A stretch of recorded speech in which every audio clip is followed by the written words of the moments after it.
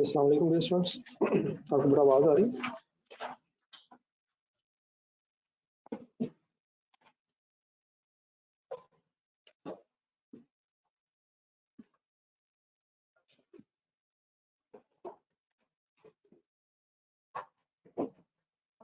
ये बड़ा question number 5 का दिया था फाइनल सर। और 11 जो परसों हो रहा था, सबने कर लिया?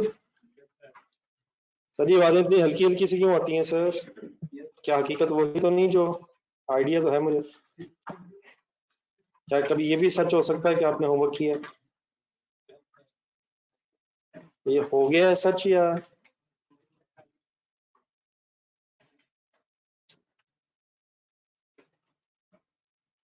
ये नहीं प्रॉब्लम? बेटा प्लीज चलो पेज नंबर 188 निकाला करो। जो कल कर रहे थे वो तो समझ आ रहा है। एक नजर आप क्वेश्चन नंबर 2 रिवाइज करा, इसका जो सब कुछ लिखा था एक नजर देख के फाइनल करें तो मसला तो नहीं। अल्लाह कर लें यार ना करें, आज वाइंड अप करें सब कुछ। ये मैंने आंसर पूरा करनी है, जरा क्लास के एंड में याद करवाइएगा जरा। ठीक है मैं कर देता हूँ लेकिन मुझे याद करवा दीजिए। ये क्वेश्चन नंबर 2 जरा सामने रख के एक नजर अपना रजिस्टर साथ रख के देख लें कोई कंफ्यूजन तो नहीं है रहेगी। क्वेश्चन नंबर 3 फिर मेरे साथ जरा कर लीजिएगा, मिलकर कर लेते हैं क्वेश्चन नंबर 2।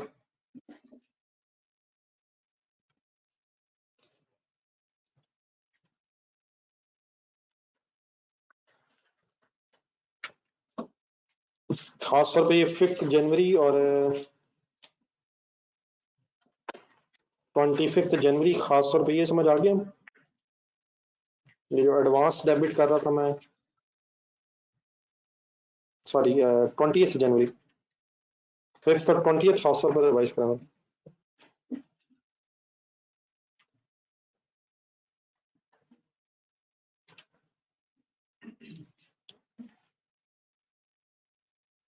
किस तरह बात है मेरे ये पीछे चलेगा।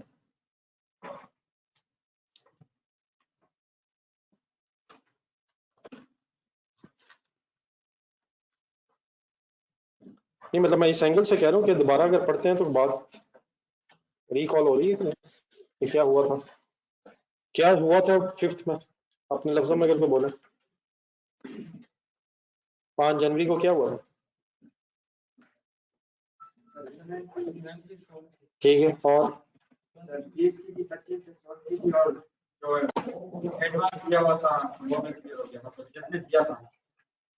नहीं किसने दिया था? हमने दिया था उसने दिया था? ठीक है चलो। पेबल नहीं था अनअर्न्ड, लेकिन अनअर्न्ड को उसने अक्रूवल एंड अदर पेबल्स वाली लाइब्रेरीज में जमा किया हुआ। तो गुड्स देने से फिर वो अर्न हो गए। 25 20 रिवाइज करें सॉरी 20 में क्या हुआ? इन्वेंट्री डेबिट हुई है, कैश भी क्रेडिट हुआ है, तो प्री पेमेंट क्यों क्रेडिट हो गई? अब यहाँ एडवांस हमने दिया हुआ था तो चीजें मिलने से फिर एडवांस खत्म हो गई। ठीक है नहीं मतलब क्लियर है ना? और तो नहीं कोई मसला?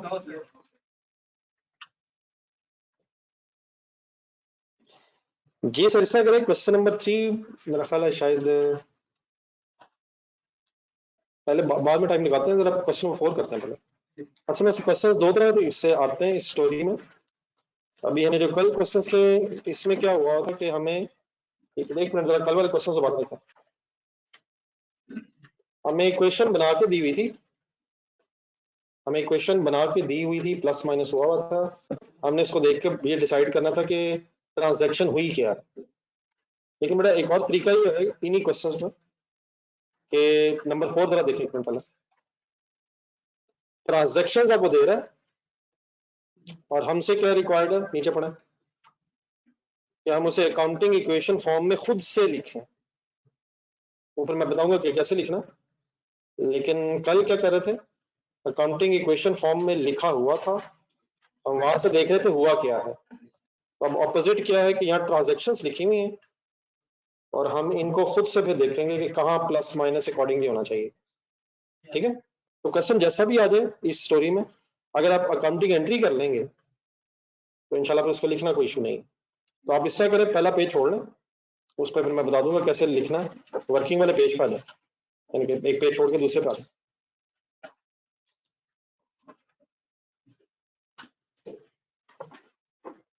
और प्लीज करवाना है, अब ये बातें मेरा नहीं ख्याल कि नहीं है आपके लिए। Following information related pertains to Pachacha Enterprises as sole proprietor. Machinery costing for 50,000, having book value of rupees 1,20,000, was sold for rupees 1,50,000. क्या है सर ये? तो डिस्पोजल की तरह एंट्री लिखें पहली। कैश कितना डेबिट से? 150।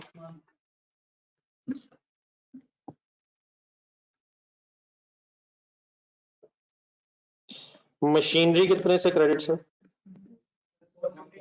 हम हमेशा क्या अज्यूम करेंगे अगर कॉस्ट होता है कि एक्यूमुलेटेड एप्रिसिएशन का लेजर अलग है।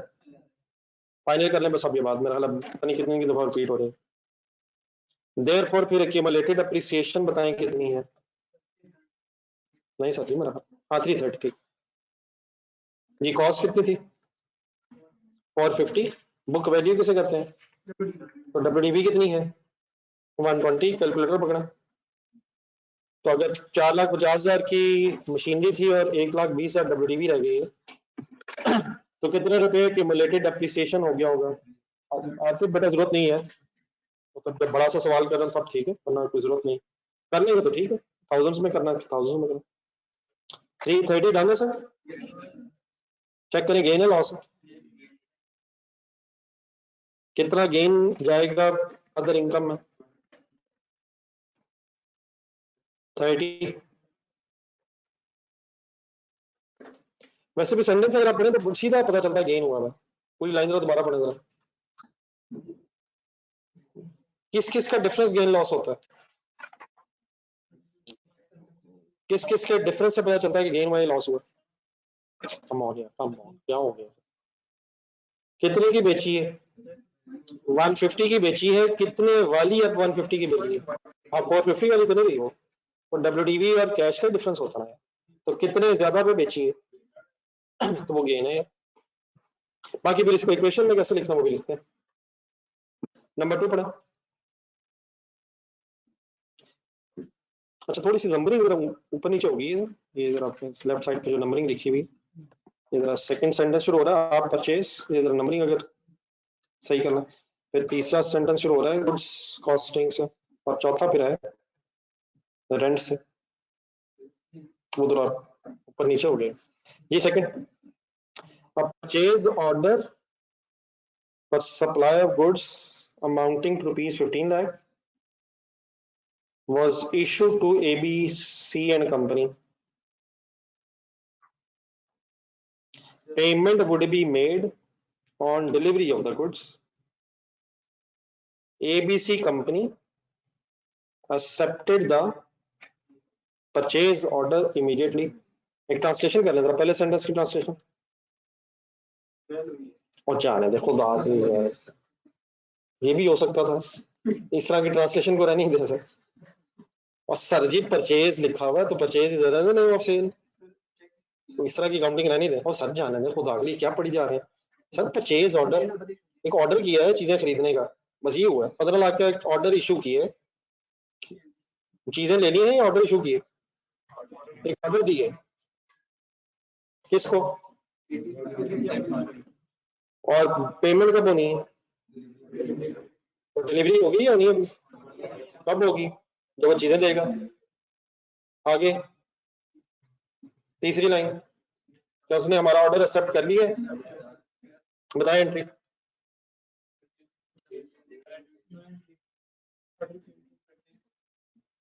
नहीं करने की कोशिश करें। परचेजेस है सेल्स है? क्रेडिट परचेज है कैश परचेज है? पढ़े पढ़े पढ़े।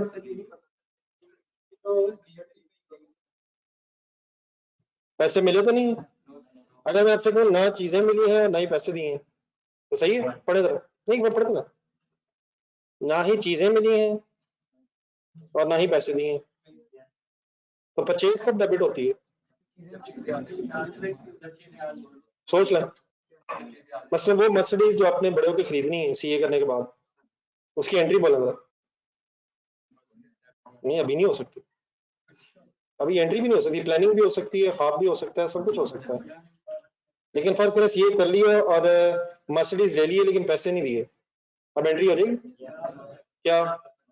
पेबल क्रेडिट, फर्ज करें एडवांस में पैसे दे दिए, मर्सिडीज अभी महीने बाद आनी है, प्रीपेड, तब भी एंट्री हो जाएगी।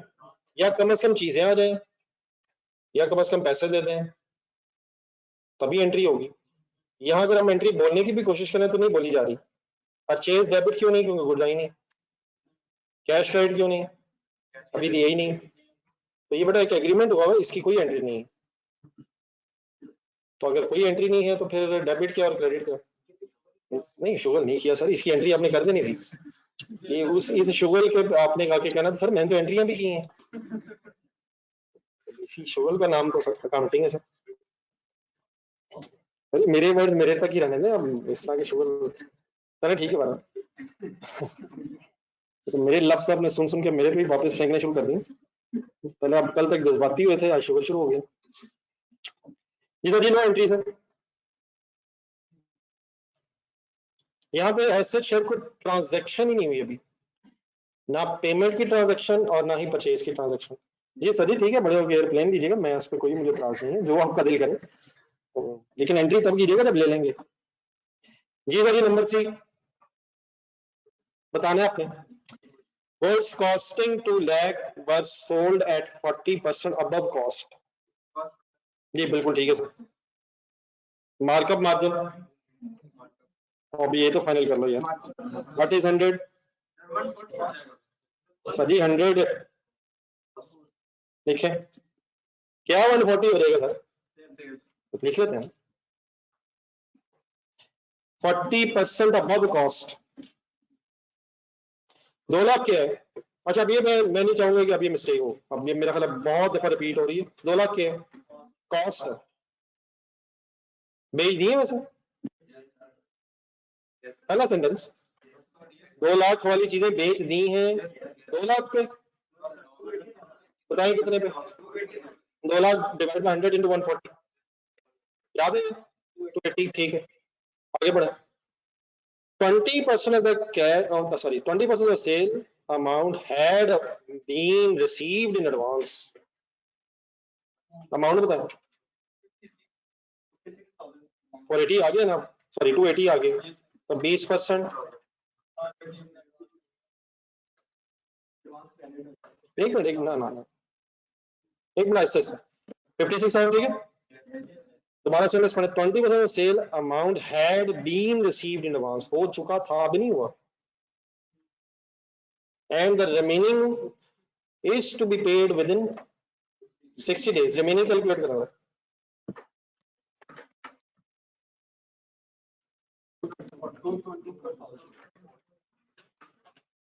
मेरा एक सर्विस सुनिए, पहले उसको कंसंट्रेशन सोच के उसका डिसीजन लेना। इस वक्त जो लाइन नंबर 3 है, इस वक्त जिस वक्त हम पढ़ रहे हैं, इस वक्त पैसे मिले हैं या सेल हुई है? नहीं, मेरा अजीब सवाल, अजीब जवाब है। मैंने कहा इस वक्त सेल हुई है, तो क्या इस वक्त सेल क्रेडिट होगी? इस एंट्री में सेल क्रेडिट होगी 280 से। जो 20% पैसे पहले दिए हुए थे उसके अगेंस्ट जब मिले होंगे पैसे, उस वक्त एंट्री हुई होगी कैश डेबिट और एडवांस या अनअर्न इनकम क्रेडिट उस वक्त। अब चीजें देने से वो एडवांस डेबिट होगा, और जो बाकी रह गया है वो उसके अगेंस्ट डेटर डेबिट होगा। जो 80% रह गया उसके अगेंस्ट डेटर डेबिट होगा। 20% इस वक्त नहीं दिया, हैड ऑलरेडी बीन रिसीव्ड, वो पहले रिसीव हो चुका था। जब कभी वो रिसीव हुआ होगा उस वक्त अनअर्न इनकम बनी होगी वो, तो वो 20% अब अनअर्न इनकम डेबिट होगी, और डेटर 80% से डेबिट होगा। और टोटल सेल इस वक्त चीजें बिकी हैं, goods costing 2 lakh sold for rupees, उसके अगेंस्ट पैसे 20% पहले मिल चुके थे, बाकी 80% बाद में मिलेंगे। तो क्या बनेगी फिर एंट्री?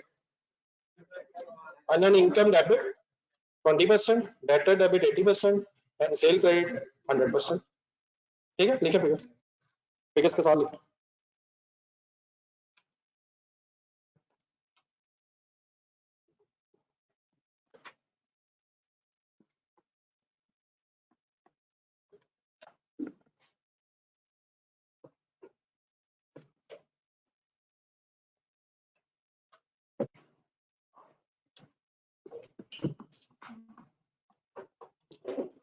सेल्स यदि हो जाएगी टू, आई होप कि 280 का तो कोई इशू नहीं है। 2 लाख डिवाइडेड बाय 100 इंटू 140 280, 20% क्या बनाती थी 56, और रिमेनिंग बन रहा था, सॉरी 56 224। मैंने सिर्फ एक छोटी सी और याद करवाने के लिए, फर्ज करें अगर लिखा होता परपेचुअल इन्वेंटरी सिस्टम है, नहीं मतलब अगर परपेचुअल इन्वेंटरी सिस्टम लिखा होता तो फिर एक और एंट्री क्या होती, पूरी बोल लेना यार, कॉस्ट ऑफ सेल डेबिट और इन्वेंट्री या स्टॉक क्रेडिट, ठीक है, कितने से, नहीं एट कॉस्ट मतलब एट कॉस्ट मतलब कितने से ही है, फिर 2 लाख से। लेकिन अब मेरा क्वेश्चन में इंफॉर्मेशन नहीं है, इसलिए पीरियोडिक अगर रिज्यूम करेंगे तो फिर शायद फर्दर कोई एंट्री नहीं है, ठीक है। लेकिन ये छोटी छोटी चीजें आप जहन में फाइनल करने की कोशिश मुसलसल जारी रखें। नंबर 4 आप बता सकते हैं, 1 मिनट जरा खुद से पढ़ लें और अपना जो समझ आता है लिख लें, गलती से ना डरें, गलतियों से ही सीखेंगे, फाइनल करें अभी बातें।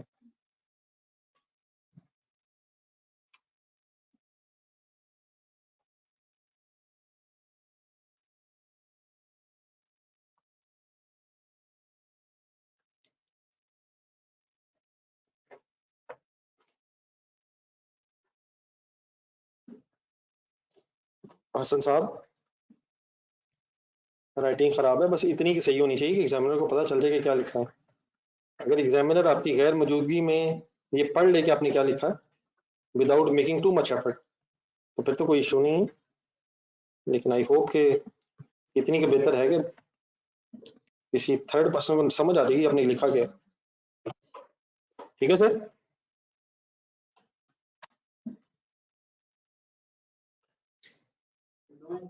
और सर जी वो एक ही बात है यार, अन एडवांस से तो मेरे ख्याल हम सारा सारा सेशन ही गुजर गया कि हम कहते रहते हैं एडवांस फ्रॉम कस्टमर कह लें या अर्न इनकम कह लें। जी बड़ा काशिफ, आपने सही एफर्ट की है जी, हो गया। ट्रांसलेशन बड़ा ये है कि हमने 60,000 दिए है, ऐसे ही, सॉरी 6 लाख, 6 लाख दिया है, क्या 40% पुराना तो नहीं दिया, नहीं पुराना तो नहीं दिया, had already been accrued, rent paid 40% had already been accrued, क्या ये पुराना तो नहीं इस वक्त दिया, 40% पुराना दिया है, बाकी का भी फैसला कर लेते हैं। सबसे पहले मुझे ये बता दें कैश कितना गया है, 1,06,00,000 पे हुआ है, जो बेटा 40% दिया तो 40% बन जाएगा 240, 240,000 के अगेंस्ट क्या डेबिट होगा, एक्सपेंस या पेबल या क्या, जो पुराना पे किया है, जब कभी पुराना अक्रू किया होगा 40% तो 2,40,000 की एंट्री हुई होगी, एक्सपेंस डेबिट पेबल क्रेडिट, तो एक्सपेंस तो अक्रू करते हुए रिकॉर्ड हो गया होगा, अब पे करने से एक्सपेंस नहीं बढ़ेगा, वो लाइबिलिटी कम होगी, तो पेबल डेबिट, रेंट पेबल,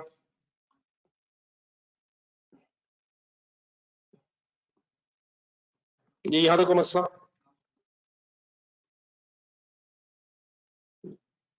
बाकी जो 360 है, अब इसमें मेरा 2 चॉइसेस हो सकती हैं, तो आप आ जाए जरा 360 तक आ जाए। अब ये जो 360 है, वैसे मेरा ख्याल है कि आपने सही कहा है, नॉर्मली हम यही अज्यूम करेंगे, लेकिन अब ये बताइए जो 360 अब दिए है, ये अभी वाला दिया है या फ्यूचर का दिया है, अब इसकी इंफॉर्मेशन नहीं है, तो इसलिए इसमें अगर आप प्रीपेड लिख लेंगे तो फर्ज करें ये जो रिमेनिंग 360 ये भी अगला दिया है, तो प्रीपेड लिख लेंगे तो गलत वाली बात नहीं है। लेकिन शायद अगर हम नॉर्मल सिचुएशन सोचें तो अगर हमें ना पता हो तो हम अज्यूम ये करते हैं कि खर्चा जब हुआ है हमने तभी पे किए। मसल मैं अगर आपसे कहूं कि 2 लाख रेंट पे किए, एंट्री बोले बोले, आप यही आई होप कि आप यही कहेंगे एक्सपेंस डेबिट और कैश क्रेडिट, मैं आपसे कहूँ 1.5 लाख का सैलरी पे की एंट्री बना, तो अगर हम सिंपली ये बात करें कि खर्चा पे हुआ है तो हम एक्सपेंस डेबिट और कैश करें, अनलेस हमें इन्फॉर्मेशन हो कि या तो पुराना पे हुआ है या कोई फ्यूचर का पे हुआ है। अगर पुराना पे हुआ तो पेबल डेबिट हो जाएगा, और फ्यूचर का अगर पे हुआ तो एडवांस या प्रीपेड डेबिट हो जाएगा। लेकिन बहरहाल मैं ये नहीं कहूंगा कि कोई अगर प्रीपेड लिख ले तो वो गलत है, लेकिन शायद नॉर्मल सिचुएशन यही है कि बाकी फिर हमारा एक्सपेंस ही होगा जो हमने इसी वक्त अपना पे किया। हर एंगल से बात मेरी क्लियर है सर? मिस्टर काशिफ, नहीं सॉरी कौन सा आपके, ये काशिफ बट आपको क्लियर है? आई एग्री कि आप तकरीबन आपकी बात भी ठीक है, गलत वाली नहीं, लेकिन आपकी बात गलत है, सॉरी नहीं नहीं आपने गलत लिखा हुआ। ये प्री पेड डेबिट नहीं होना, ये 240 से प्री पेड डेबिट नहीं है, ये पेबल डेबिट है। तो एक्सपेंस तो नहीं ये आपने किया क्या, प्री पेड कैसे क्रेडिट कर लिए, ये तो मैंने देखे नहीं। पर अब क्लियर हो गया, ठीक है ठीक। जी या आप समझ लें कि जो हमने पैसे दिए ये फ्यूचर के पैसे हैं तो एसेट होगा, और अगर इसी वक्त इसी एक्सपेंस के पैसे दिए तो फिर एक्सपेंस डेबिट हो जाएगा। ठीक है ठीक है हमदा साहब। अब मुझे याद करेगा इंशाल्लाह कोई फर्क नहीं पड़ेगा। अगर आपका डेबिट और क्रेडिट पूरा हो जाएगा तो इंशाल्लाह कहीं फर्क नहीं पड़ेगा। एक डेबिट हो गया क्रेडिट हो गया तो इंशाल्लाह ना ट्रायल बैलेंस पे कोई मसला होगा, ना बैलेंस शीट पे कोई मसला होगा, ना इक्वेशन का मसला होगा। मसला कब होगा, जब डेबिट क्रेडिट रूल की वॉल्यूशन हो जाएगी। फिर याद है क्या मसला हो जाएगा, फिर सस्पेंस आ जाएगा। तो अगर हमने डेबिट और क्रेडिट पूरा कर दिया है, वो चाहे गलत ही हो जाए, इंशाल्लाह इक्वेशन मैच हो जाएगी। लेकिन आपको मुझे याद करवा दी, मैं आपको दिखा दूंगा कि प्री पेड लिखने से भी कोई मसला नहीं है। वाइंड अप सर नंबर 5 गलत हरगिज नहीं होना चाहिए। लिख लिख लेंगे, एक जस्ट मिनट सर, सब लोग अपना अपना लिख, बल्कि मैं कंपनी ठीक नहीं।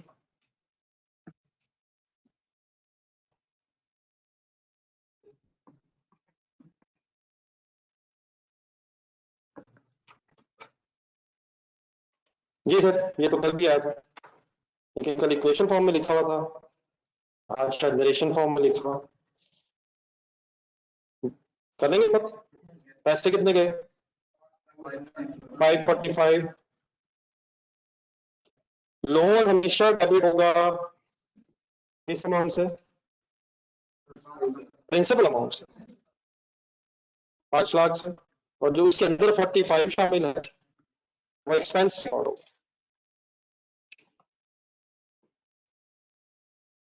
Any complain?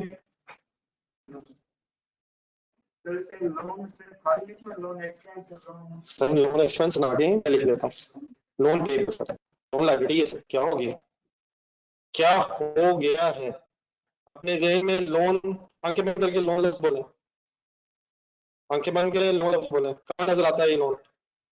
इनकम स्टेटमेंट किस जगह नजर आता है, सेल के नीचे, एक्सपेंसेस में, कहाँ? तो लोन लाइबिलिटी, अगर लोन वापस करें तो ये लोन लाइबिलिटी होगा, और अगर लोन दिया होगा तो फिर ये एसेट भी हो सकता है, लेकिन एसेट होगा या लाइबिलिटी होगा। इसके ऊपर जो इंटरेस्ट है, अगर लोन लिया हुआ तो वो एक्सपेंस है, और अगर लोन दिया हुआ तो वो इनकम। प्लीज लोन क्या है, बैलेंस शीट होगा या लाइबिलिटी होगा अगर लिया हुआ है, और अगर दिया हुआ तो एसेट होगा। ठीक है, नेवर एक्सपेंस है। ये थोड़ी फर्स्ट पेज पर है। अब अकाउंटिंग इक्वेशन अगर खुद से बनानी हो तो फिर इसका एक फॉर्मेट जरा मेरे साथ देखना।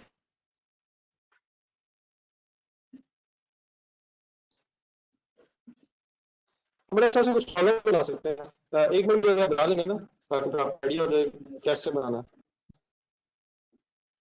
अकाउंटिंग इक्वेशन भी लिखने में दो तरीके हो सकते हैं। ठीक है, आवाज में तो मसला है। ठीक है मिस्टर नुमान, ने पहले आपसे बेटा कहा है कि वर्किंग्स में करना है, क्या हो गया? ये आवाज जरा सही करी, वो बच्चे लगे हों।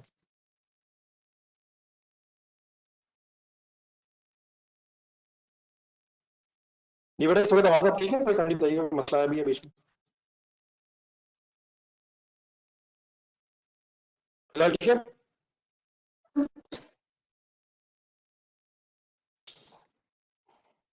तो सर ये अकाउंटिंग इक्वेशन क्या है?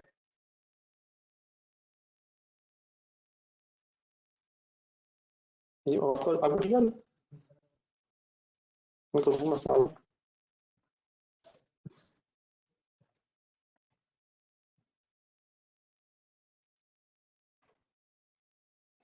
जैसे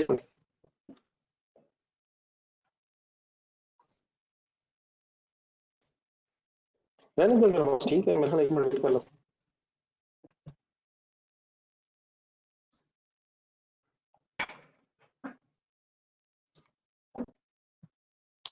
चलिए बॉस, ठीक है,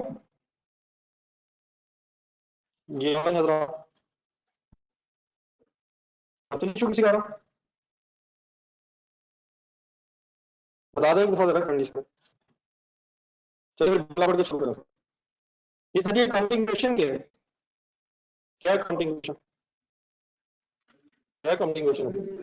तो एक कॉलम कैपिटल रख सकते हैं, capital is equal to assets, और फिर लास्ट कॉलम में लायबिलिटी।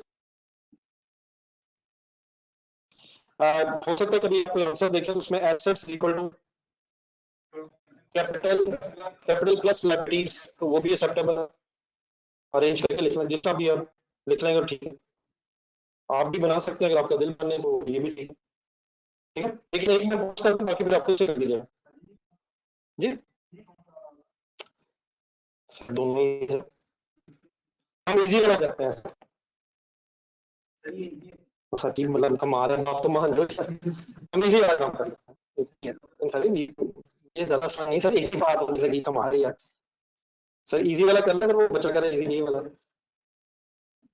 सर ये दो सेम है, कमा रहे हैं इसमें।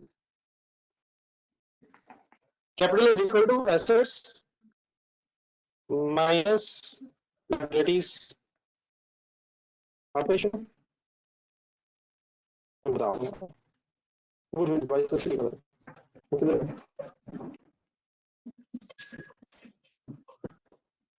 मुझे पड़ी थी इधर ही मैंने जल्दी से करना। एक मिनट मेरा एटीएम में शुरू कर दो, आप लोग जरा खुद से करेंगे, पहली एंट्री देखें मेरा जो, सॉरी मैं शुरू करता हूँ ठीक।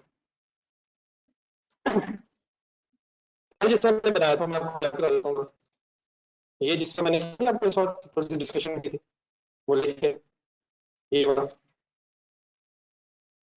एंट्री आपने की है उसको रेडी कर लिखे, जिससे इस कॉलम में इफेक्ट मैंने उठाया था ना, मैं बस आपके साथ शुरू करता हूँ।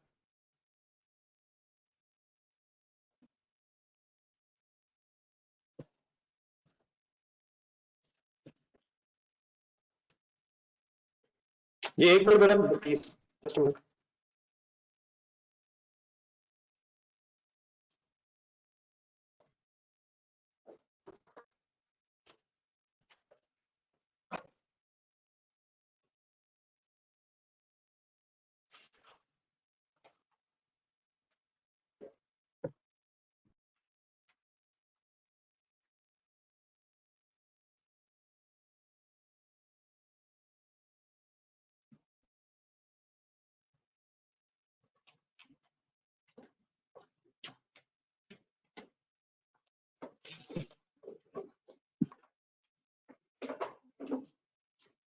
ये कोई आवाज का मसला हल हुआ?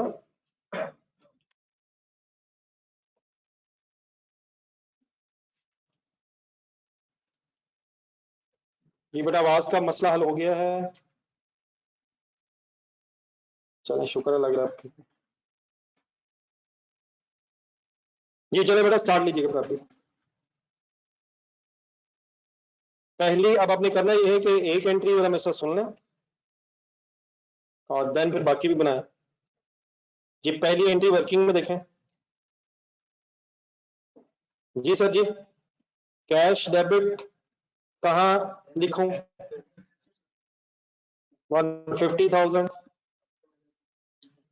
एक्यूमुलेटेड डेप्रिसिएशन डेबिट बड़ा इंटरेस्टिंग है सर, अभी मिस्टेक अभी ना कीजिएगा। एसेट्स में कैसे लिखूं? ना करें यार, पॉजिटिव नेगेटिव छोड़ें आप बताएं। Accumulated depreciation debit means asset बढ़ रहा है कम हो रहा है? पॉजिटिव आएगा फिर। एक्यूमुलेटेड डेप्रिसिएशन तो कम हो रही है, लेकिन एसेट के नीचे अगर मैं लिख रहा हूँ तो पॉजिटिव लिखूंगा, ठीक है, सही है। मशीनरी क्रेडिट एसेट नेगेटिव हो जाएगा, एसेट में से लेस हो जाएगा 450 जी। गेन इनकम स्टेटमेंट में जो फिगर्स आती हैं उसका इफेक्ट कैपिटल में आएगा, और गेन क्रेडिट अगर हो रहा है तो कैपिटल क्रेडिट हो जाएगा। बाकी आपकी मर्जी है, जरूर सोचना आपने हर एंगल से। मैं फाइनल एक शॉर्टकट की तरफ चल रहा हूँ, और हर ट्रांजैक्शन के बाद जरा चेक कर लें कि क्या net effect on the transaction is same. Gain credit होने को मैं कैपिटल में प्लस कर रहा हूँ, ठीक है, कोई इशू। फाइनली बट अगर आप सॉल्व करेंगे तो हमारी इस ट्रांजैक्शन से कैपिटल 30,000 से बढ़ा, और एसेट्स भी चेक किए 30,000 से बढ़ेंगे, लाइबिलिटी पे इससे कोई फर्क नहीं पड़ा। It means 30,000 minus 0 is equal to 30,000 increase in capital. सब क्लियर है सर?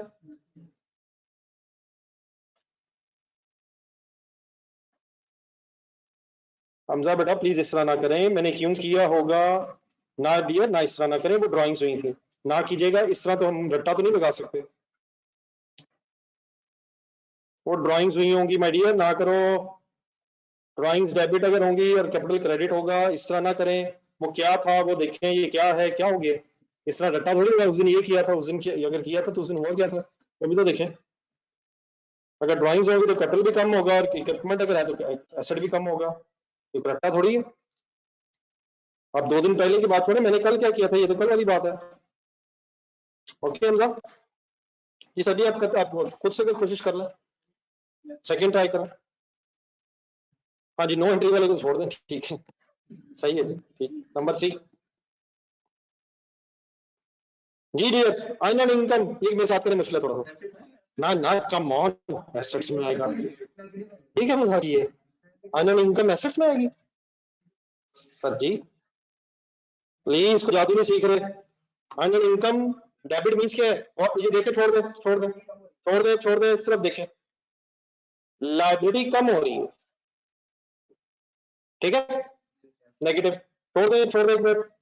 दूसरा देखें, debtor debit means, debtor debit means asset positive 224 224 ही, ठीक है, जरा सही है जी। फाइनली सेल क्रेडिट बताए कहां लिखो, कैसे लिखो? सेल क्रेडिट का मतलब, ठीक है, इनकम बढ़ेगी, इनकम बढ़ने से प्रॉफिट बढ़ेगा, प्रॉफिट बढ़ने से कैपिटल बढ़ेगा, कितना लिखो? 280। एक मिनट पहले कंफर्टेबल हो रहा, चेक करें जरा इक्वेशन मैच भी है कि नहीं। अब इस ट्रांजैक्शन से 280 कैपिटल में इजाफा होगा, 224 एसेट्स में इंक्रीज होगा, ठीक है, ठीक है। आगे फिर माइनस साइन है ये, एसेट्स कैपिटल सॉरी एसेट्स में से लायबिलिटीज माइनस होनी है, और आगे भी वो नेगेटिव फिगर है। मैच अप्लाई करें, ठीक है, क्वेश्चन मैच है, देख लें 224 माइनस और माइनस से प्लस होकर 280 बन जाना। सर जी क्लियर है, पहले देख लें तो प्लीज। अनअर्न्ड इनकम बेटा मींस लायबिलिटी है जी, बिल्कुल ठीक है आतिफ साहब, मैंने यही कहा। अनअर्न्ड इनकम डेबिट मतलब लायबिलिटी कम हो रही है, इसलिए मैंने 56,000 को लायबिलिटीज के नीचे लिखा है और माइनस साइन लगाया है। ये क्वेश्चन मैच समझ आ गई है सबको कि मैच हो गई है?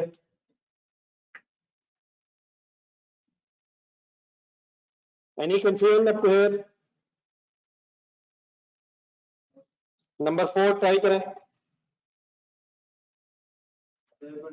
ठीक है, ठीक है, ठीक है, करें हिम्मत, ठीक है, सोचो।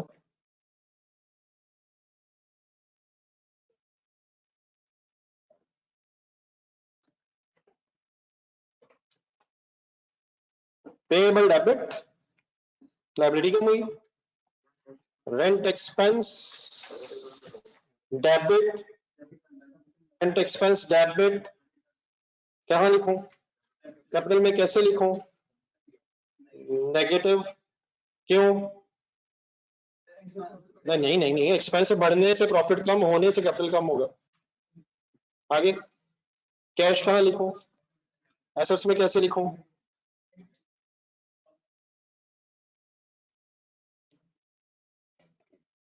चेक करें, मैच होती है क्वेश्चन इससे। राइट, 660 नेगेटिव है, ये is equal to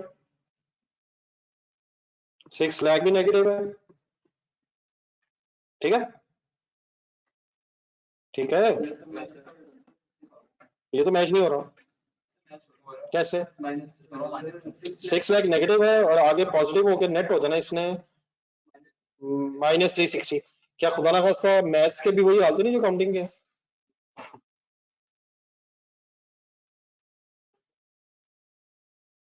ji sir ji, okay. Online हजरात ओके।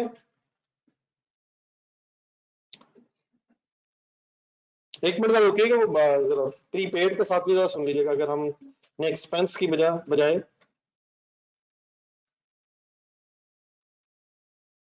एक्सपेंस की बजाय अगर हमने एसेट अज्यूम किया होता, प्रीपेड मतलब रेंट एक्सपेंस डेबिट की बजाय अगर प्रीपेड रेंट लिखा होता तो बड़ा फर्क उससे नहीं पड़ता। जरा एक मिनट रुकिए, सम सुन लीजिएगा। नोट कर लिया आप लोग? ये अगर लिखे तो बस बता दो। जी सुने, फर्स्ट करें अगर पेबल डेबिट,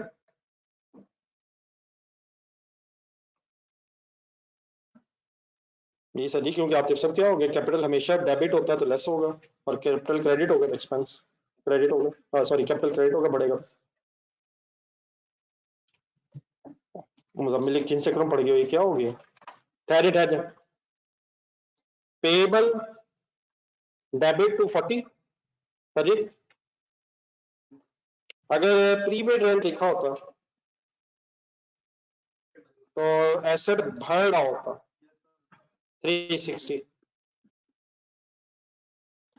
ठीक है, और ऑब्वियसली फिर कैश ने तो क्रेडिट ही होना था, फिर मीन फिर कैपिटल पे नेट जीरो इफेक्ट होता। चेक कर लेता था, 224 बजेगा, चेक कर लेना, 240 शायद, मुझे चेक करता था फिर सही है। एसेट 360 से बढ़ा और 6 लाख से कम हुआ तो नेट करके 240 से कम हुआ और आगे माइनस माइनस होके प्लस जीरो हो गया। नहीं जादू लग रहा है तो ना जादू नहीं ना सीख रहे हम तो, ये मजाक ही है। अगर जादू लग रहा है दोबारा बता दो, जादू नहीं कर रहे तो पॉजिटिव नेगेटिव नेट होकर जीरो नहीं हो जाएगा, यानी कि काउंटिंग रूल लाता है। ठीक है भाजन,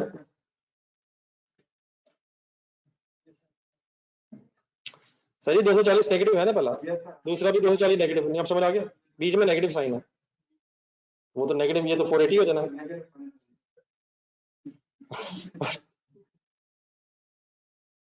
ठीक है बता दो सर,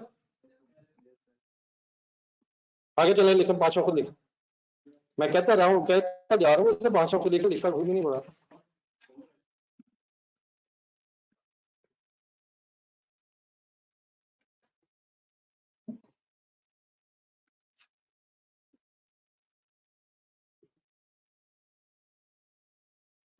ये आप लोगों को तो बड़ा कोई कंफ्यूजन नहीं है प्लीज, जो ऑनलाइन बैठे हैं जरा।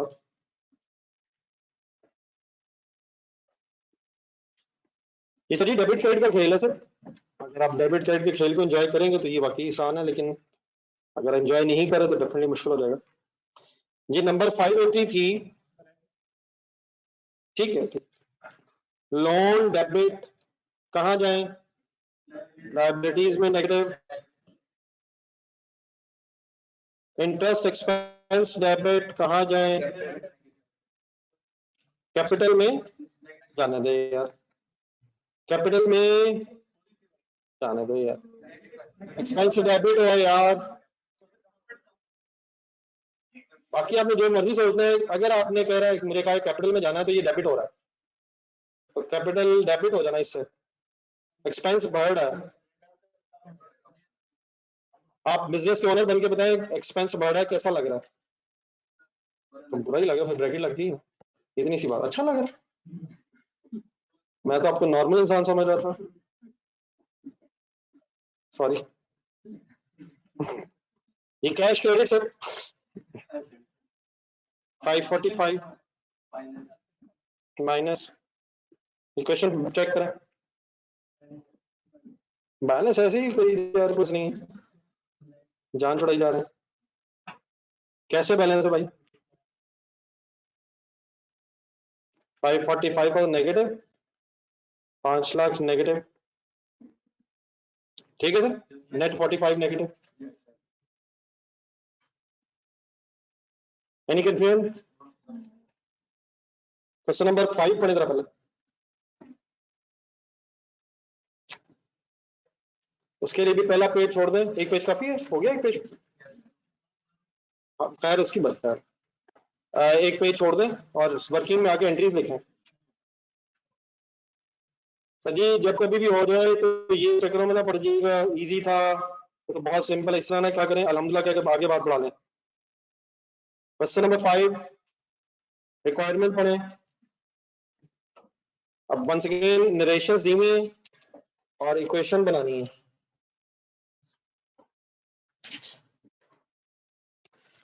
जी पहली एंट्री लिखें,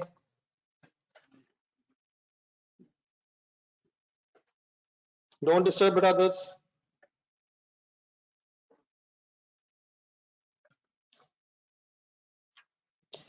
Machinery was purchased for 35 lakh, against which 100% advance had already been paid. एक minute. SC also paid transportation and installation cost of 60,000 and 1,25,000 respectively on this machine. अपने आप को जो समझ आती है वो कर लो। एक मिनट।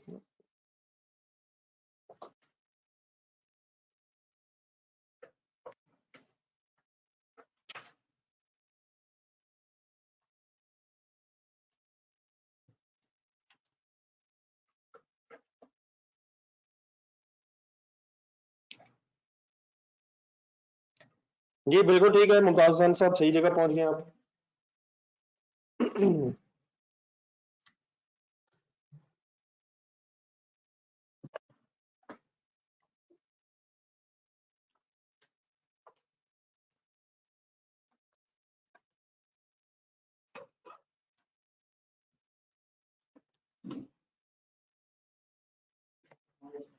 जी सर, पहले फुल स्टॉप तक entry. Machine rapid 35 lakh advance credit, ठीक है सबका, ठीक है सबका, ठीक है। Advance had already been paid, जब एडवांस दिया होगा पहले तब एंट्री क्या बनी होगी? एडवांस डेबिट कैश क्रेडिट, पैसे दिए होंगे ना एडवांस में, तो एडवांस डेबिट कैश क्रेडिट कब हुआ होगा? जब दिया होगा। तो इस वक्त एडवांस नहीं दिया जा रहा है, इस वक्त अब मशीन आ गई है, तो 100% पैसे दिए हुए थे, इसलिए मशीन डेबिट और एडवांस क्रेडिट। ओके, इससे आगे क्या, ये क्या चीज है? ट्रांसपोर्टेशन मींस कैरिज इनवर्ड्स होगा ये, लेकिन ये मशीनरी परचेजेस भी नहीं है, ये भी ध्यान में रखें। मशीनरी प्रॉपर्टी प्लांट इक्विपमेंट है और इंस्टॉलेशन कॉस्ट भी है। इन एक्सपेंस अमाउंट्स को कैपिटलाइज करेंगे, एक्सपेंस रिकॉर्ड करेंगे, ना करें बातें तो पता होनी चाहिए। एसेट को अगर वर्किंग कंडीशन में लाने के खर्चे हैं तो वो एक्सपेंस आउट कर देंगे यार। मशीनरी अगर आपने ला के इस्तेमाल करनी है तो याद आना चाहिए यार। क्या करूं इसकी एंट्री? हाँ जी, मशीनरी डेबिट करूं या एक्सपेंस डेबिट करूं? मशीनरी ही डेबिट हो जाएगी और कैश क्रेडिट है, पेड है, पे भी कर दिए, कैपिटलाइज करने लगा हूं मैं। क्या मशीनरी कॉस्ट का पार्ट बन जाएगी? कंपाउंड भी कर सकते हैं भाईजान, क्यों नहीं कर सकते, लेकिन अलग अलग भी कर सकते हैं, कंपाउंड कर लेते हैं। मशीनरी डेबिट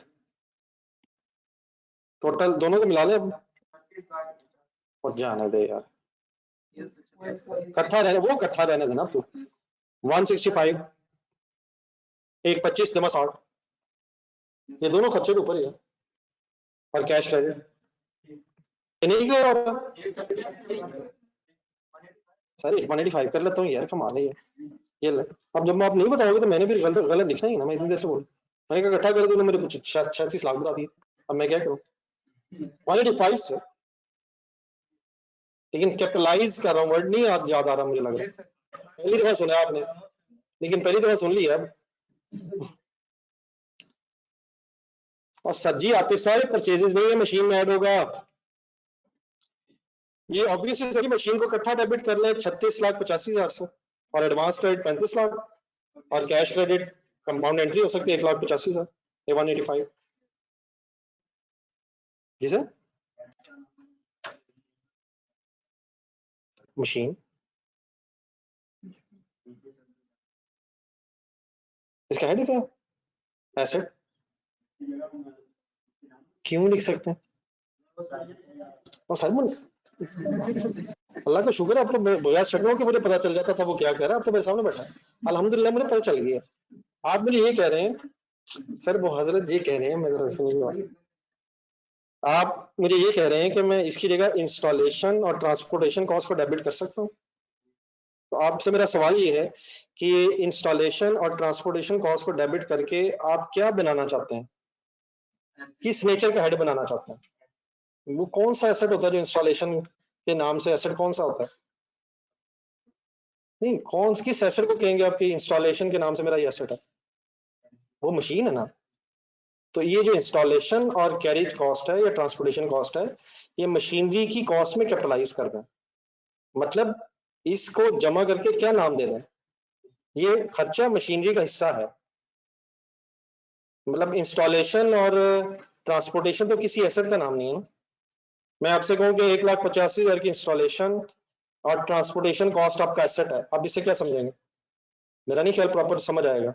अगर मैं आपसे ये कहूं कि आपकी जो मशीनरी है वो 35 लाख की बजाय 36,85,000 की पड़ी है, तो आप समझ आता है? तो किसकी बजाय क्या वर्ड बन जाए? इंस्टॉलेशन और ट्रांसपोर्टेशन को डेबिट करने की बजाय मशीनरी के नाम से आपने उसे एसेट का हिस्सा बना दिए, ये बात हो रही, ठीक है?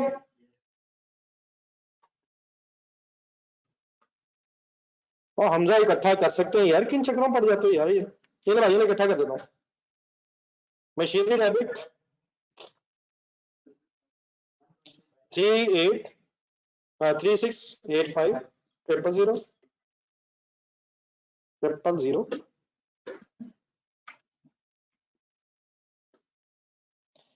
Cash credit 185 and advance credit, ठीक है समझा आप असद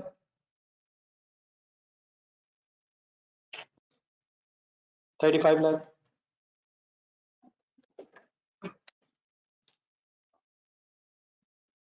चलो जी आगे, अब तो नहीं कुछ करिए, नंबर 2 में गलती ना कीजिएगा। ठीक है जी, ठीक है ठीक है, एक मिनट जरा बाकी भी पढ़ना, एक जस्ट, ठीक है ठीक। Insurance premium amount of rupees 180,000 was paid, which included an amount of 30,000 for the proprietor's personal.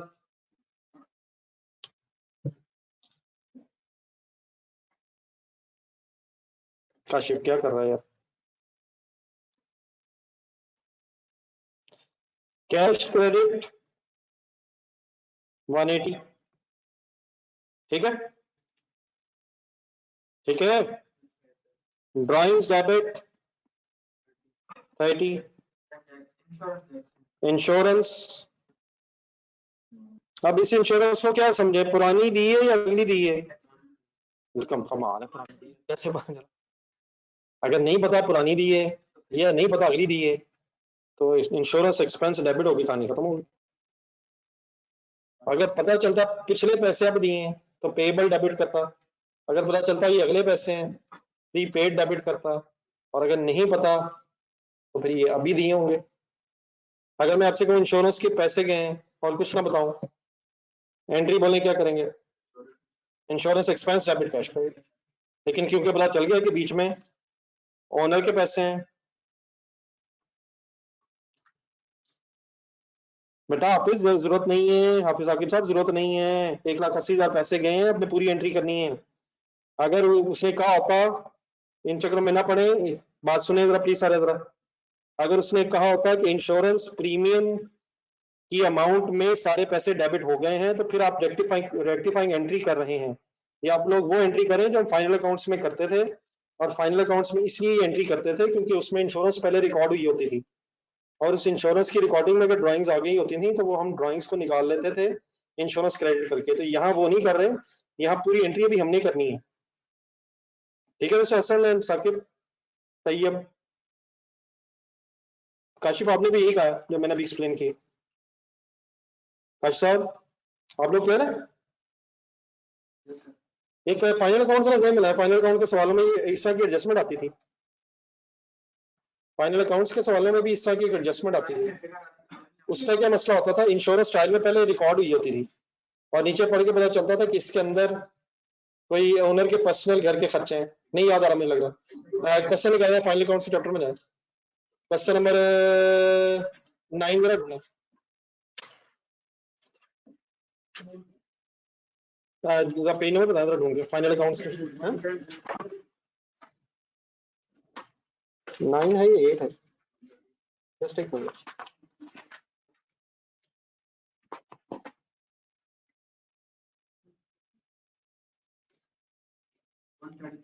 नहीं 9 नहीं सर, एक मिनट।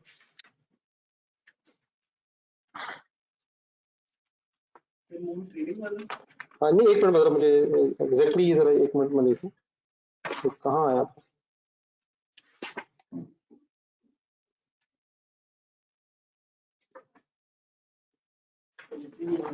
ये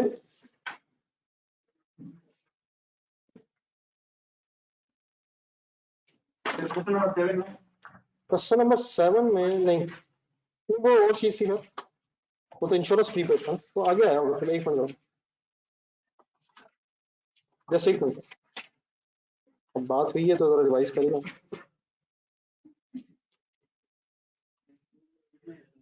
क्या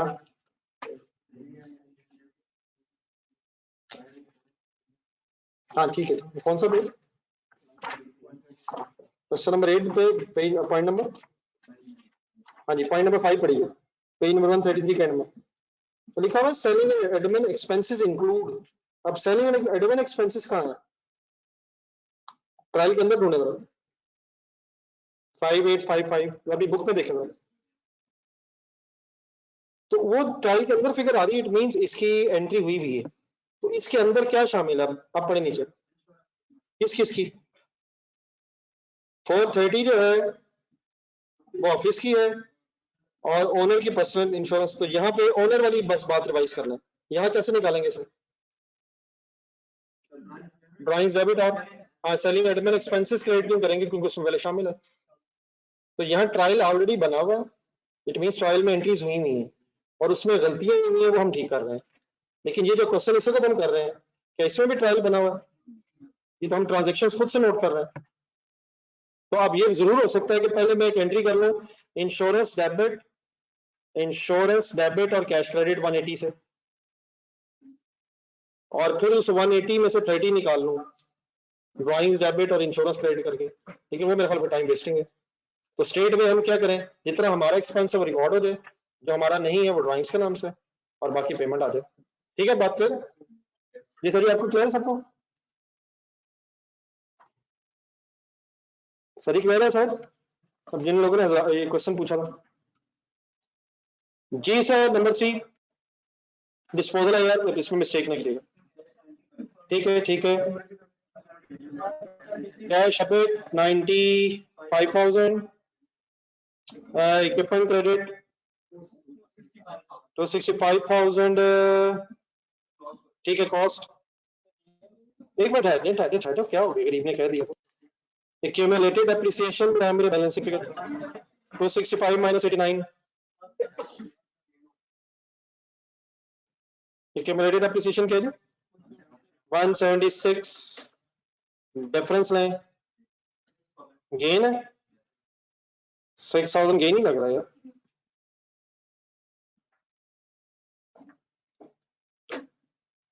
ठीक है जी, ये तो नहीं अब इशू। 4 पढ़ के एंट्री बोला, 4 4 4 4 डियर 4, क्यों? तो जैसे एग्रीमेंट हुआ सारा एक्सपेंस रिकॉर्ड हो जाएगा। As he entered into rent agreement with the owner of a shop for annual rent of 3 lakh, rent expense तब रिकॉर्ड होगा जब आप कुछ अरसे का फायदा ले लेंगे। पेमेंट अगर की होती है एडवांस में, उसकी भी एंट्री हो जाती है। ना कैश गया है और ना ही अभी कोई बेनिफिट ऑब्टेन किया है, तो ना एक्सपेंस है, ठीक है, समझ आ रहा है, और ना ही कोई पेमेंट है, देयरफॉर इसकी कोई एंट्री नहीं बनेगी। लिख लें एक बार इसके साथ, जब भी रिवाइज करें तो एक दफा दोबारा रिकॉल होनी चाहिए ये चीजें।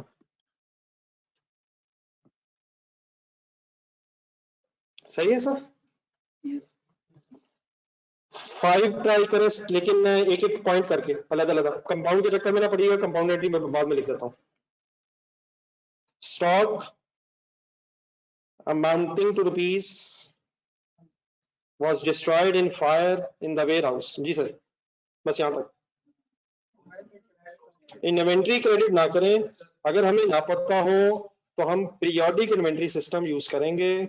इस तरह के वर्ड्स रहने दें, ना बोलें। अब सारी सिचुएशन को फाइनल करें। लॉस डेबिट, परचेजेस क्रेडिट, ठीक है। अगर ना पता हो पीरियोडिक, लेकिन आप जो बोल रहे हैं वो परपेचुअल में सही बोल रहे हैं, सही है सर? जो स्टॉक बोलना चाह रहे हैं सही है बेटा। नॉर्मल लॉस की क्या बात हुई थी? अगर वर्ड यूज करेगा तभी नॉर्मल है, वरना आपने अज्यूम नहीं करना। ना करें सर। चलो सर मौका तो दियो सर, चांस तो दियो। पहले सेंटेंस की एंट्री ये होगी, अगला पढ़ेंगे तो उसकी भी कर लेंगे। सर मैं जरा आहिस्ता आहिस्ता करना चाह रहा हूँ। अगला सेंटेंस पढ़े sir. The stock was insured and the insurance company agreed to pay, underline करें। सर ये कोई एंट्री नहीं जो आप बोल रहे हैं, इंश्योरेंस डेबिट कैश में, उसका फायदा क्या हुआ? ये आप पैसे मिलने हैं, पढ़े तो सही मेरा भाई।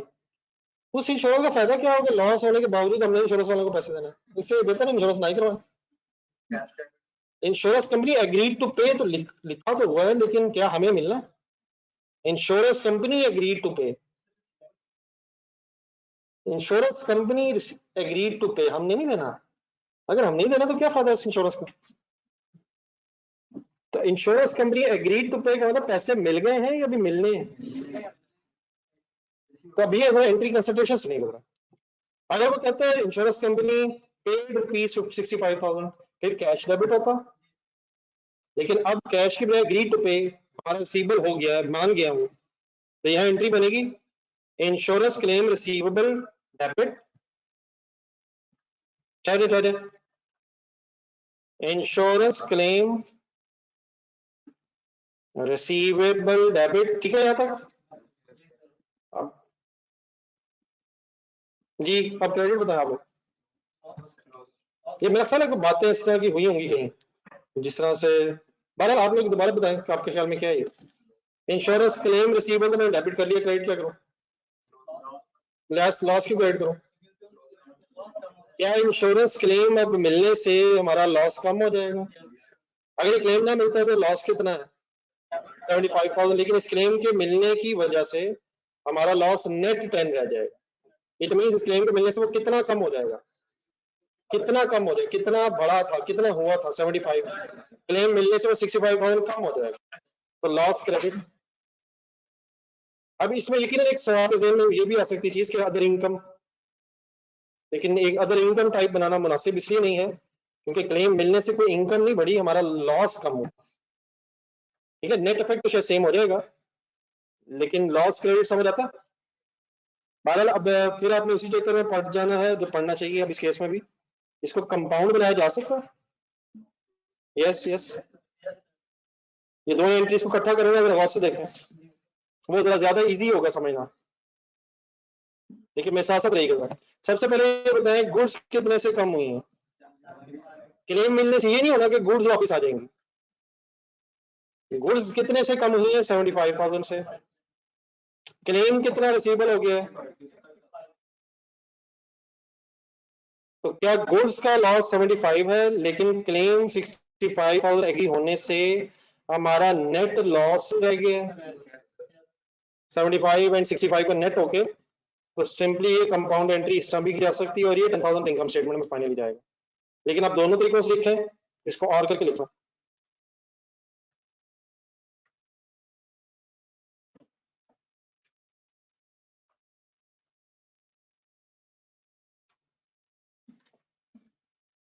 ये क्लियर है बेटा सबको? और मनान साहब कैश क्यों लिख सकते हैं जब मिला ही नहीं है? तो एग्रीड टू पे मिला तो नहीं है, अपनी मर्जी से नहीं है सर, सवाल के मुताबिक चला।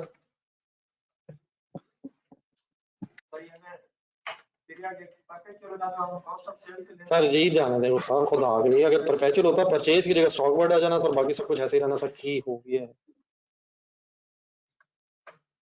ना कर।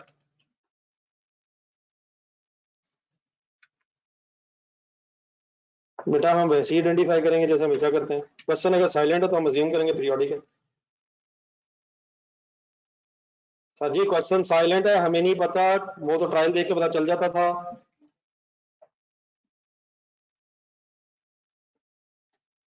ठीक है मुमताज हसन साहब, अगर हमें नहीं पता तो बाय डिफॉल्ट पीरियोडिक है। ये आदिफ साहब लॉस डेबिट हुआ 75 क्योंकि गुड्स डेबिट होगी 5 से, और ना पता होने की वजह से periodic inventory system, therefore purchases credit हो गए। ठीक है आतिफ अब्बास साहब, अब लास्ट करेंगे, लास्ट एंट्री में। हाँ और प्लीज खामोशी से बाकियों को वेट करना। लास्ट मीन्स नंबर 5 या 6? चलो 6।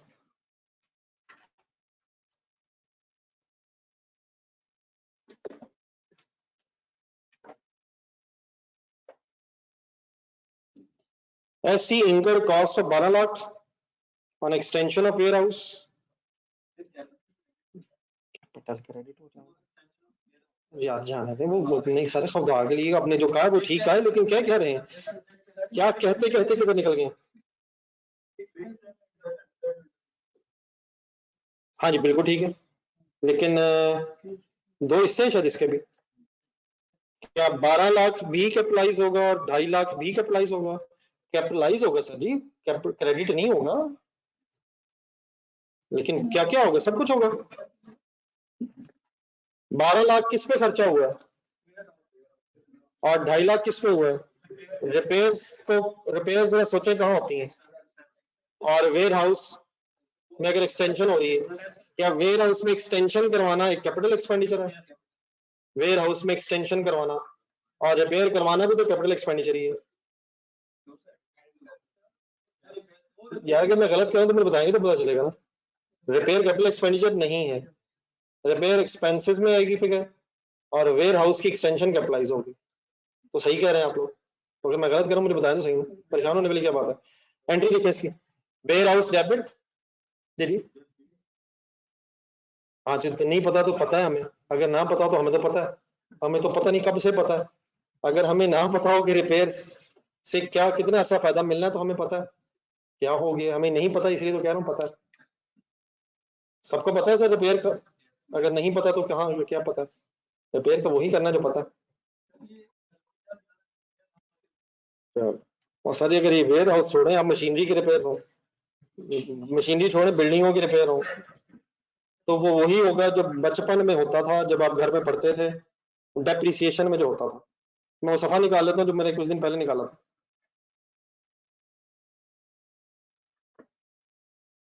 और वही सफा खुल गया जो मैंने अभी 2-3 दिन पहले खोला था। दरमियान में पढ़े conclusion, important point two remember, repair of an asset is always a revenue expenditure। आगे का सेंटेंस पूरा करें, unless it is mentioned that it will be improve the asset or the efficiency for more than 1 year। ये सफा exactly वही खुद खुल गया कि मनु पढ़ को सुबह के लिए। अब अपने जहन में रिपेयर, आंखें बंद करें सारे, रिपेयर ढूंढे कहाँ होती है? इनकम स्टेटमेंट, बैलेंस शीट में। सोच लो दोबारा तसल्ली सोचना। मेरा तो नहीं ख्याल इनकम स्टेटमेंट में होती है, मेरा तो ख्याल बैलेंस शीट में होती है, प्रॉफिट एंड लॉस में होती है। और वेयर हाउस कहाँ होगा? वेयर हाउस अगर एक्सटेंड हुआ है, एक्सटेंशन मतलब शायद उसकी कोई एक फ्लोर बना है या कोई साथ नया हिस्सा बनाया। लिखे entry, warehouse debit 12 lakh, warehouse debit 12 lakh. ये ठीक है बेटा। रिपेयर डेबिट 2.5 लाख है। अब इसको भी अलग करना चाहें तो कर सकते हैं। अच्छा ये पढ़ के ये पता है आपको, पढ़ के तसल्ली सारे बताएं, कैश क्रेडिट है ये पेबल है? सही था, पढ़े पढ़े पढ़े, अभी इसमें कोई मिस्टेक ना कीजिएगा, आपको पता है वर्ड्स का। पेड नहीं लिखा हुआ, इंकर्ड लिखा हुआ है। तो इंकर्ड तो है, खर्चा तो हो गया है, लेकिन पेड नहीं है वर्ड। तो मुनासिब यही है कि पेबल लिखा। क्या फर्क है पेड में? पेड मीन्स दे दिया है, और इंकर्ड का मतलब खर्चा हो गया है। नहीं वैसे ये भी स्टोरी से नहीं कह सकते। इंकर्ड मीन्स एक्सपेंस हो गया। आप पे हो गया या नहीं क्लियर नहीं है। सही बात यह कि शायद क्लैरिटी नहीं है, लेकिन इंकर्ड मीन्स कम से कम पेड से इक्वल नहीं, बात डिफरेंट हो सकती है। तो कैश लिखना गलत नहीं होगा, लेकिन मुनासिब यही है शायद कि पेबल लिखा जाए।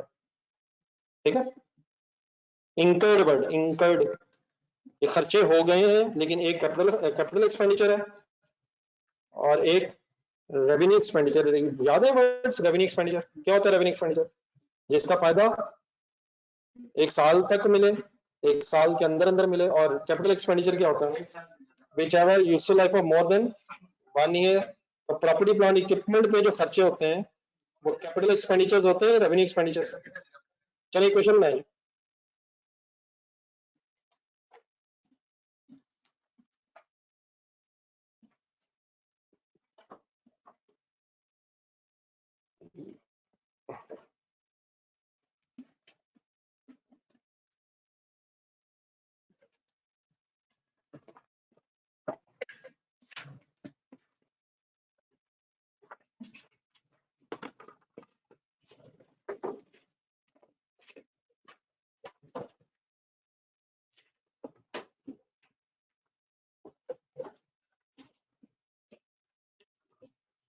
खुद से भी आना है, मैं 5 मिनट तक शुरू करता हूँ।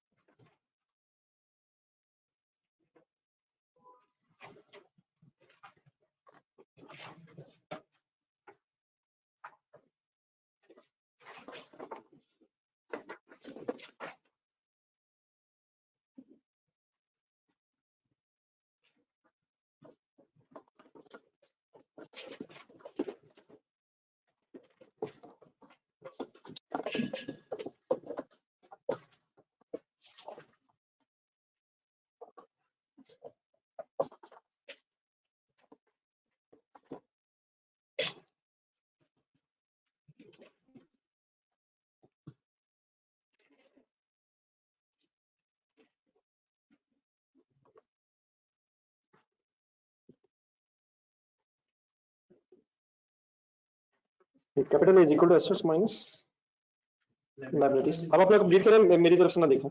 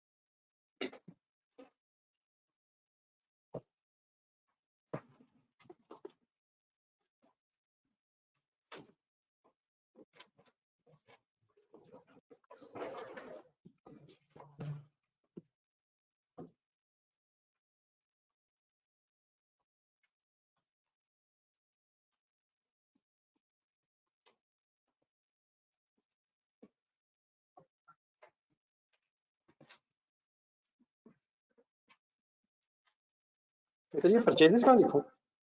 यहाँ तक आ गया? नहीं, ये पहली 3 हो गई। अरे यहाँ तक देखना आ गया सारे। ये परचेज वाली पे आ रहे हैं, 1 मिनट। नहीं, 1 मिनट साली, सबर सबर सबर सबर।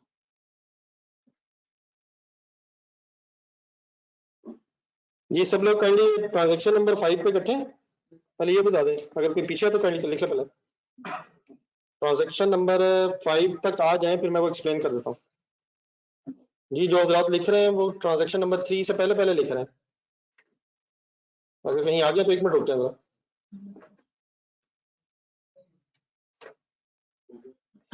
ये सर, अगर हम पीरियोडिक इन्वेंटरी सिस्टम यूज कर रहे हैं तो वर्ड है परचेजेस, और अगर परपेचुअल है तो स्टॉक। ठीक है, तो 1 मिनट मेरी बात पूरी सुनिएगा। स्टॉक अगर आप वर्ड यूज करते फिर तो आप एसेट्स में लिखते, लेकिन परचेजेस जरा ढूंढे, इनकम स्टेटमेंट में होती हैं। सही कह रहा हूं? इनकम स्टेटमेंट में ही होती है, बैलेंस शीट में नहीं होती। कॉस्ट ऑफ सेल्स की कैलकुलेशन में परचेजेस का इफेक्ट आ रहा होता है। तो अगर तो परचेज इन्वेंटरी सिस्टम होता तो आपने फिर परचेजेस की जगह वर्ड स्टॉक यूज किया होता, और स्टॉक ऑब्वियसली फिर आप एसेट्स में लेस करते, क्रेडिट अगर करते। लेकिन अगर परचेजेस वर्ड यूज कर रहे हैं तो फिर मेरा ख्याल है बेहतर यही है कि आप इनकम स्टेटमेंट के एंगल से और कैपिटल के एंगल से सोच लें। तो आप कैसे सोच लें, ये थोड़ी जरा हिम्मत कर लें। परचेज हो रही है क्रेडिट 75,000। नहीं नहीं नहीं, अब ना करें, 1 मिनट आराम से आराम से। परचेज क्रेडिट होने का मतलब है परचेज कम हो रही है। आहिस्ता आहिस्ता बना लें, बात वही बन जानी है। परचेज क्रेडिट हो रही है, परचेज क्रेडिट होने से क्या होगा? नहीं, परचेजेस का इफेक्ट कॉस्ट ऑफ सेल के अंदर है। तो परचेज अगर कम होंगी तो कॉस्ट ऑफ सेल कम हो जाएगी। पहले ये सोच लें जरा, अगर नहीं तो मैं लिख के बता देता हूँ। परचेजेस ऐड हो रही होती ना, तो अगर परचेजेस कम करेंगे आप तो कॉस्ट ऑफ सेल कम होने से क्या होगा फिर? नहीं सेल पे नहीं, सेल पे कोई फर्क नहीं पड़ेगा, सेल की अमाउंट तो वही रहेगी ना, प्रॉफिट बढ़ जाएगा। कॉस्ट ऑफ सेल का एक्सपेंस कम होने से प्रॉफिट बढ़ने से, नेट प्रॉफिट बढ़ने से कैपिटल बढ़ेगा। लेकिन इतनी दूर जाने की बजाय परचेज अगर क्रेडिट हो रही है और इनकम स्टेटमेंट में आती है तो कैपिटल ने बढ़ना ही है। ठीक है, बाकी आप दोबारा सोच लें। तो स्टॉक अगर लिखते हैं हम परपेचुअल में तो आप एसेट्स में इसका इफेक्ट लेते हैं, लेकिन अगर परचेजेस लिख रहे हैं तो मेरा ख्याल है कि परचेजेस पे बैलेंस शीट आइटम नहीं है, वो इनकम स्टेटमेंट में कॉस्ट ऑफ सेल्स पे इफेक्ट करती है। ठीक है, तो मैं पॉजिटिव क्यों लिख रहा हूँ, हालांकि परचेज तो कम हो रही है, बताइए मैं क्यों लिख रहा हूँ। नहीं, मैं परचेज तो कम हो रही, क्रेडिट हो रही है, मैं उससे पॉजिटिव क्यों लिख रहा हूँ यहाँ, क्योंकि अल्टीमेटली उससे कैपिटल बढ़ा देना, उसके कम होने से कैपिटल ने बढ़ जाना। तो हम जो लिख रहे हैं ऊपर हेडिंग के एंगल से लिख रहे हैं, आप लोग सोच लें, कोई कंफ्यूजन है तो बता दें। तो finally 65,000 positive is equal to 65,000 positive minus 0। तो आपका इक्वेशन, आपकी इक्वेशन तो मैच हो जाएगी, लेकिन आपने फिर परपेचुअल के एंगल से लिखा है। तो वो मैं वंस अगेन ये तो नहीं कहूंगा कि वो गलत हो गया, लेकिन अगर पूरे बात को जहन में रिवाइज कर लिया जाए तो बेहतर है। जी ओके सर, आप फाइनली क्लियर है जी? ऑनलाइन स्टूडेंट्स ओके, कोई कंफ्यूजन किसी की? ये लास्ट वन, वेयर हाउस के डेबिट होने का मतलब, ठीक है बेटा ठीक है। एसेट बढ़ेगा 12 लाख से, रिपेयर्स के डेबिट होने का मतलब एक्सपेंस बढ़ेगा 2.5 लाख से, लेकिन एक्सपेंस के बढ़ने से कैपिटल कम होगा, और पेएबल क्रेडिट होने से लायबिलिटी बढ़ेगी, पॉजिटिव आएगी, लायबिलिटी बढ़ेगी।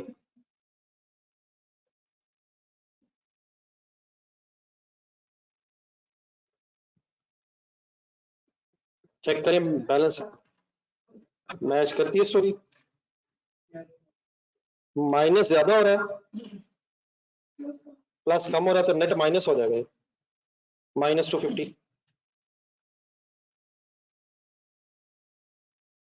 परचेज क्रेडिट होगी सर, तो परचेज कम हो जाएगी, परचेज के कम होने से फिर कॉस्ट ऑफ सेल कम हो जाएगी शहबाज साहब, और प्रॉफिट बढ़ जाएगा, और प्रॉफिट के बढ़ने से फिर कैपिटल बढ़ जाएगा। ठीक है शहबाज साहब, कोई भी चीज अगर इनकम स्टेटमेंट में है और वो क्रेडिट हो रही है तो प्रॉफिट बढ़ेगा, और अगर कोई भी फिगर इनकम स्टेटमेंट में है और डेबिट हो रही है तो प्रॉफिट कम हो जाएगा। ठीक है शहबाज साहब, नोटेड प्लीज। चले टाइम है अभी 15 कितने मिनट, चले 8 मिनट है, क्वेश्चन नंबर 3 पढ़े। ये शहबाज साहब ओके। क्वेश्चन नंबर 3 जो है ये कल से मिलता जुलता है, जो कल हम दो क्वेश्चन कर रहे थे। तो इसमें जो चीजें आसान है ये आप घर से कंप्लीट कीजिएगा, मैं सिर्फ इसकी एंट्रीज बोलना चाहता हूँ। पहली सुने, क्वेश्चन नंबर 3 आराम से बाद में लिखिएगा, घर के लिए होमवर्क है ये, सुन ले सिर्फ।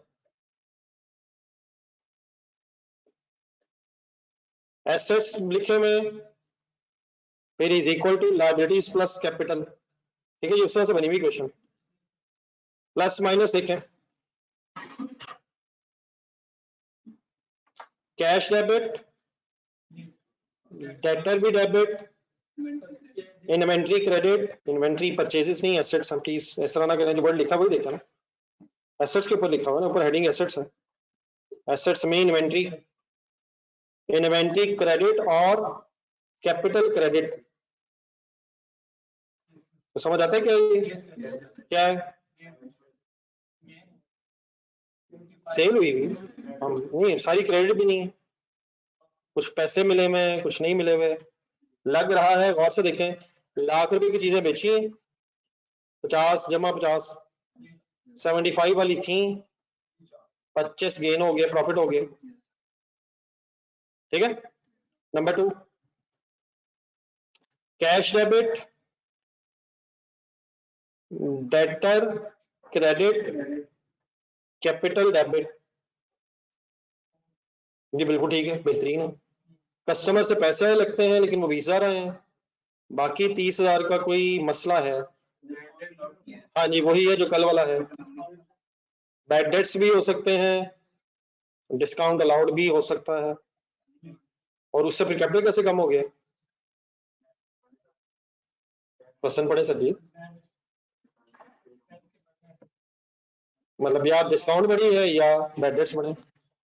नंबर 3, परचेजेज रिटर्न, लेकिन ये परपेचुअल लग रहा, इन्वेंट्री क्रेडिट और लायबिलिटी डेबिट। अगर एंट्री बोल के टेबल बना लेंगे तो कुछ ना कुछ बन जाएगी, ठीक है। लायबिलिटी डेबिट और इन्वेंट्री क्रेडिट, सही है सर। पहले सुने, equipment debit, cash credit and liability credit, तो ये तो आसान है। नंबर 5, इन्वेंट्री क्रेडिट, ये बिल्कुल ठीक है। और कैपिटल डेबिट इन्वेंट्री क्रेडिट, ठीक है, सही का बच्चा। दूसरा, इक्विपमेंट क्रेडिट कैश डेबिट और कैपिटल क्रेडिट मींस कोई गेन हुआ लगता है, ये क्या हुआ है? लेकिन ये लगता है WDV ऑफ डिस्पोजल है, क्योंकि एक्यूमुलेटेड डेप्रिसिएशन का हेड नहीं है इक्विपमेंट। मतलब 55,000 क्या होगा इसका? ये WDV होगी।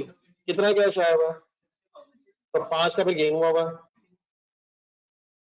नंबर 7, कैश क्रेडिट, ना ना आराम से, कैश क्रेडिट, डेटर भी क्रेडिट और लायबिलिटी डेबिट हुई हुई है। सारी कॉन्ट्रा नहीं है, कुछ मेरा ख्याल है शायद कॉन्ट्रा है, कुछ और है। लगता है 5,000 2500 लाइब्रेरी के अगेंस्ट पे किया है और 17,500 कॉन्ट्रा हुआ है। 2500 दे के बाकी कॉन्ट्रा की है, ठीक है, तो जल्दबाजी नहीं। Number 8, payable debit honour equity means capital credit. इसके साथ एक क्वेश्चन मार्क लगाए, ये मैंने कल आपसे पूछना है, आपने सोच के आना है। और देयर इज अ पॉसिबिलिटी कि इससे ज्यादा चीजें हो सकती हैं, ठीक है। ये हुआ क्या, एंट्री बोल दे जरा।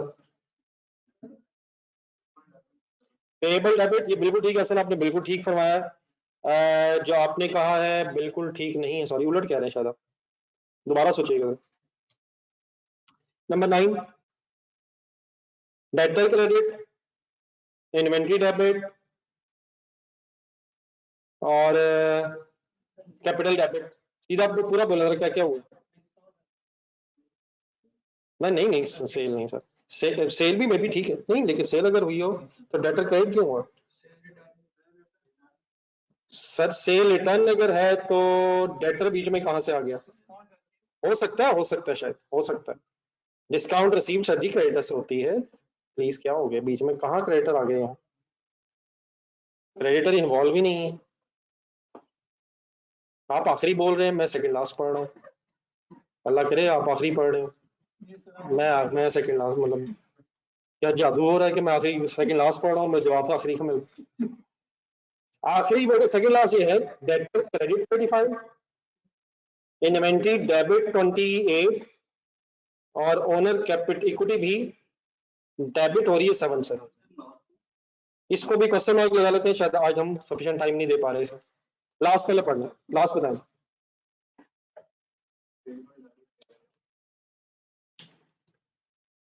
जी। नहीं मेरा सारा नहीं, इसको ये मेरा ख्याल है वो है, सोचा जाए तो लायबिलिटी डेबिट 40, कैश क्रेडिट 39,200 और ये शायद वो है कि 40,000 देना था और 39,200 दिया है, और बाकी फिर डिस्काउंट रिसीव होने से इनकम बढ़ के प्रॉफिट बढ़ गया।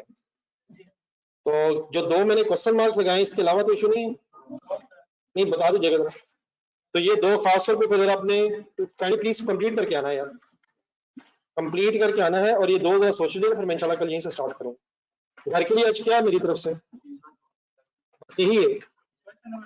क्वेश्चन नंबर 11 तो पता नहीं कब तक रहना है, नहीं वो अभी वो रहने तो मैं कल दे दूंगा। आज मेरी तरफ से बस एक चीज है, बाकी आप वो BRS को टाइम दीजिएगा, तो मैंने कल कहा। चले फिर आज कुछ और कर ले अपनी मर्जी।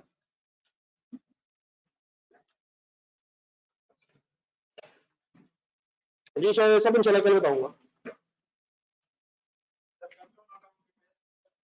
जरा पार्टनरशिप से पारे बोले आप, हो गया उसका, परसों शुरू करेंगे उसको।